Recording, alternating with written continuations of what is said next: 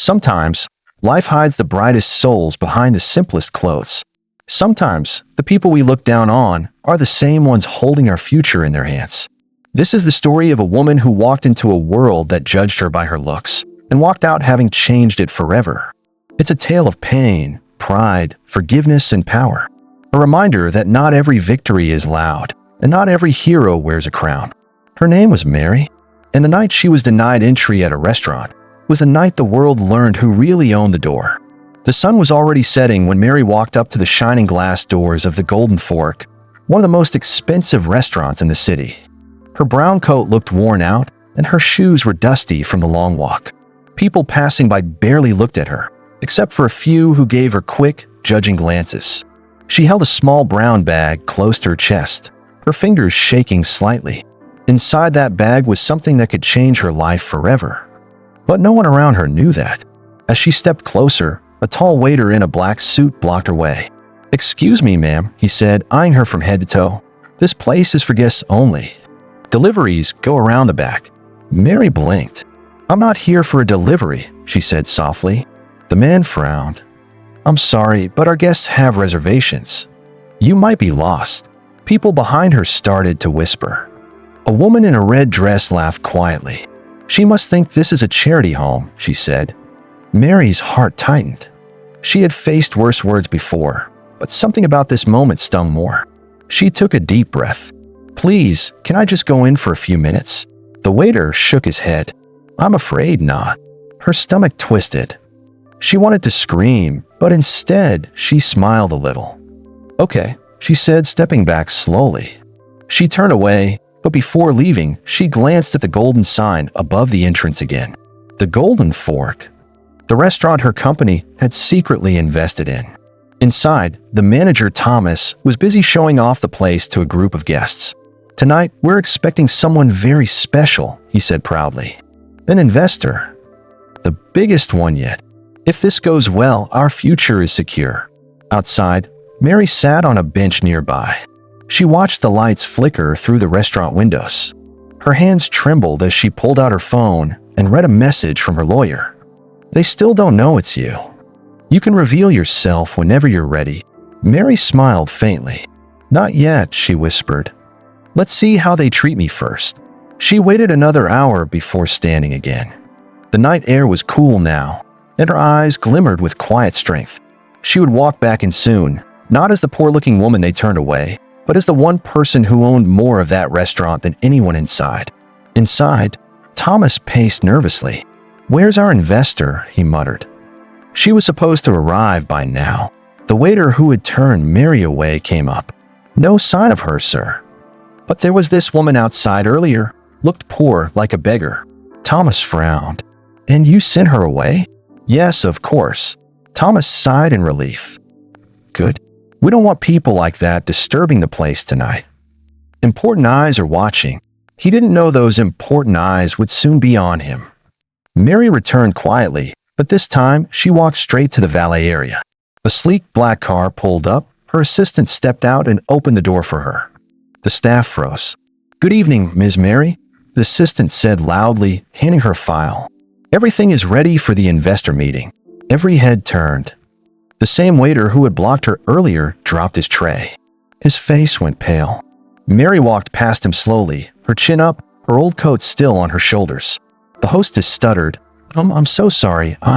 Mary stopped and smiled politely. "It's all right. You were just doing your job." But her eyes found a waiter, and something in her calm gaze made his knees weak. She walked inside. The music softened. The lights seemed to dim for her. Thomas rushed forward, all smiles. "Ms. Mary, welcome. We've been waiting for you."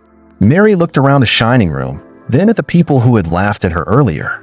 "Have you?" she said quietly. "Funny. I was here an hour ago." Thomas blinked. "An hour ago?"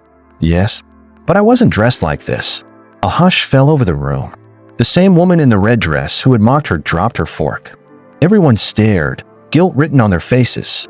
Mary sat down gracefully. "Shall we begin the meeting?" she asked. No one dared to speak. As the night went on, she listened more than she talked. Every time someone spoke proudly about their hard work, She smiled slightly, remembering how quickly they had judged her by her clothes. But she wasn't here for revenge. Not yet. She was here to test hearts, and she had seen enough to know how little kindness there was in theirs. Still, this was only the beginning. Because soon, the secret behind her investment would come out, and it would change every life in that room. The night grew deeper. Laughter and clinking glasses filled the air, but the joy was forced now. Everyone watched Mary quietly, wondering what she would do next. Thomas cleared his throat. "Ms. Mary, would you like to say a few words before we proceed with the investor review?" Mary leaned back in her chair, her calm eyes sweeping across the room. "Yes," she said softly. "But first, I'd like to ask something. Do you believe people should be judged by how they look?" The room went still. No one spoke. She continued, "An hour ago, I came here as myself. No makeup, no fancy car, no designer clothes. And what happened? I was denied entry. I was laughed at. A few people looked down in shame." Mary smiled faintly. "It's okay. I'm used to that reaction. It's what I built my life on." Thomas frowned.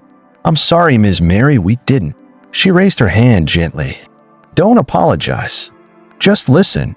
Her assistant stepped forward with a folder and handed it to her. She opened it slowly. Inside were photos, old ones. A small, broken restaurant with rusty chairs. A girl about 17, serving customers with a bright smile. "This was my mother's restaurant," Mary began. "It was called Lily's Diner. We were poor, but we were proud. My mother cooked every meal herself. One day, a rich investor promised to help us expand. He came often, praised her food, said he'd make her famous." Mary's voice softened, but her eyes glimmered. But when he saw her simple clothes and old shoes, he changed his mind. He told her she didn't fit the image of a high-class partner. A week later, the restaurant closed. My mother died a few months after, heartbroken, not from hunger, but humiliation. A quiet gasp went through the crowd. Mary looked at Thomas. "The man who betrayed her was your father." Thomas's eyes widened. My father." "Yes," Mary said. "He destroyed her dream for the same reason your waiter turned me away tonight." Thomas froze, speechless. Mary continued calmly. "So when I learned this restaurant was being built by his son, I saw a chance, not for revenge, but for a test. I invested quietly, under another name. I wanted to see if the new generation would be different from the last." Her eyes swept across the silent room again. "And tonight I got my answer." The waiter's hands trembled. The woman in the red dress stared down at her untouched plate. No one dared to breathe. Mary stood up slowly. "But I'm not here to destroy anyone," she said. "Because hate doesn't heal. I came to finish what my mother started." She turned to her assistant. "From tomorrow, the Golden Fork will open a new branch, Lily's Fork, in memory of my mother. It will be a place where everyone, rich or poor, can eat with dignity." People started clapping, but Mary raised her hand again. "Wait, there's one more thing." She looked straight at Thomas. "I'm selling this restaurant." Gasps filled the air again. Thomas stammered. "Selling? But why?" Mary smiled softly. "Because this place has no soul. You can't build a future on a foundation of pride." She paused. "But I'm not selling it to a stranger." Her assistant handed her another paper. "I'm giving it away," she said. "To the waiter who turned me out tonight." The entire room erupted. The waiter's mouth dropped open. "And me? Why?" Mary stepped closer. "Because I want you to learn. I want you to feel what it's like to run a place where you once judged others. You'll make mistakes, yes, but maybe, just maybe, you'll grow from them.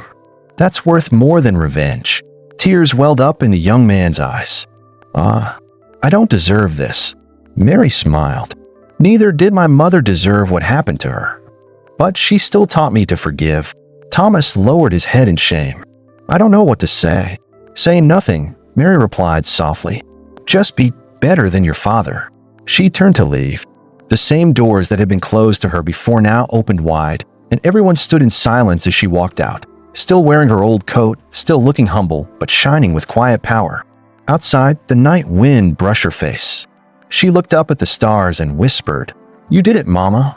We finally opened the door they once shut on us." Her phone buzzed. It was her assistant again. "Ma'am, the press wants a statement." "What should I tell them?" Mary smiled. "Tell them this, that the richest woman in town was once too poor to be let inside, and that sometimes being turned away is the only way to find her real door."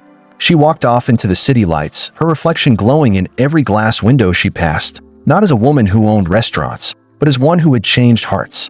If you found this story captivating, don't forget to subscribe and share.